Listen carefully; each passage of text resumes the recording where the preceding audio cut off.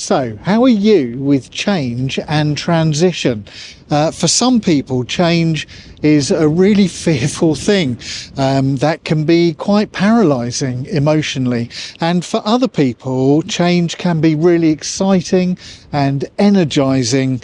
Today I want to think through one theological principle that can help you if you find change difficult, and hopefully keep you grounded a little bit if you find change exciting and exhilarating.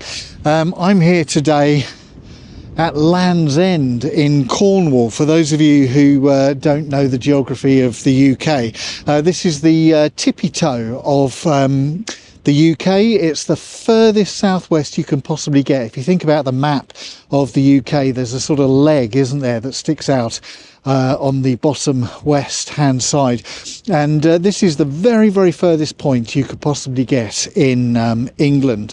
And if you got on a boat in the sea behind me and kept going, then the next place you would arrive at would be New York. I think it's 3,147 miles away. But it's called Land's End. Now, I think this is quite interesting, and this kind of ties in really with what we're thinking about today. It's called Land's End because it is the final point in Britain. If you were leaving Britain from this point, this would be the end point that you would leave from. But in some ways, that's just a matter of perspective, isn't it? Because if you were coming the other way, and you were coming to Britain, it wouldn't be Land's End, it would be Land's Beginning. So whether this point in the UK is the end or the beginning is actually all just a matter of perspective. It's a matter of how we view things. The point of land itself has not changed, but for some people it can be an end, and for other people it can be a beginning, all depending on perspective. And I think that's quite an important principle when it comes to embracing change or facing change in our own lives. What perspective are we going to bring to it? So for myself, I've had an awful lot of change in my life in various different ways. One of those ways is to do with the fact that I've been a vicar now for 32 years of, I was working it out, I think 12 parishes in 32 years I've been the vicar of. Now, some of those churches were multiple, so like, you know, a benefice where I had 5 churches at one time, but basically 12 places I've been a vicar of. A couple of St Peter's, a couple of St Paul's and All Saints, a couple of St Andrew's, St Martin's, St George's, all sorts of different churches. I can't remember them all. But having been a vicar of all these churches, of course, I go to a particular area as a vicar and I become fully embedded in that community for a period of time. And then it's time for me to leave. Now, when I come to leave a church, I can either feel quite sad about it and think about it as an ending, or I can think about it as a new beginning somewhere else where God is taking me next. And the emotions that I carry into that moment of change are determined by how I am viewing the change. Am I ending or am I beginning? And there's a brilliant part of scripture that I think really helps us with this. And it's to do with the ascension of Jesus. Now, the ascension of Jesus into heaven after he was resurrected from the dead, and he then ascended into heaven. In Acts chapter 1, we get the story of the ascension.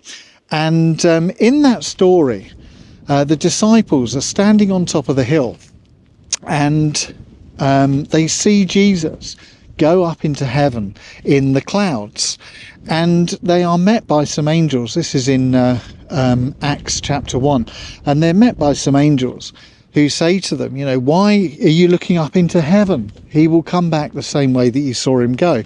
But the disciples had watched Jesus ascend into heaven through the clouds. Now, that was an ending. That was Jesus departing. That was Jesus going. But if we go back into the Old Testament and we go back into the book of Daniel, chapter 7, I think it's verse 10. I should have checked before coming out here today, but I think it's verse 10 of Daniel chapter 7. There's a vision of heaven. There's a picture of heaven. And it says that one was coming on the clouds like the Son of Man. And it describes the arriving into heaven on the clouds of the Son of Man. So that's an arrival. That's a beginning. It's the other side of the story, if you like. In Acts chapter 1, we see the departure from earth of Jesus at the ascension. But in Daniel chapter 7, we see it from the other perspective. We see the arrival into heaven. And what we learn, I think, really from this, in one sense, is that the movement of God is beyond space and time. This same event, in one sense, is a departure, it's a going. But in another sense, it's an arrival. And so the movement of God cannot be defined by space and time. He's outside of space and time. Now, what's all this got to do with us and change? Well, I think the important thing is this, that if you are going through a time of change where everything feels up in the air and you're having to cope with an ending, a departure, and you're having to perhaps worry about the new beginning that might be happening where you're heading off to, either a change of work or a change of college or a changing relationship or grief or bereavement or moving to a new location, whatever it is. If you're having to go through this experience and you're finding it an anxious time, then remember that God is with you in a timeless way. God's presence with us is beyond space or time. There's a stability about God's presence with us that cannot be measured in terms of time and space. That's what we learn from this story of the ascension that we see from both angles in Acts chapter 1 and Daniel chapter 7. So if you're going through a difficult time at the moment, then remember God's presence with you. And don't necessarily try to find your stability and your sense of peace in the change itself. If you like change, if change is good for you, then you might be better equipped to do that. But if change is a fearful thing for you, then you're not going to necessarily find your peace and your equilibrium within the change itself. But just remember that whatever you're going through, whatever changes may be coming in your life, you can always face each and every one of them with equilibrium and peace and even joy, because you know that God is present with you through that change. God is with you through that movement in life, and that He is your still point. He is your rock onto which you can cling. So if you're going through change at the present time, if you are facing an ending and you're finding that difficult, or a new beginning, remember that endings and beginnings are just a matter of perspective. They're one and the same thing in reality.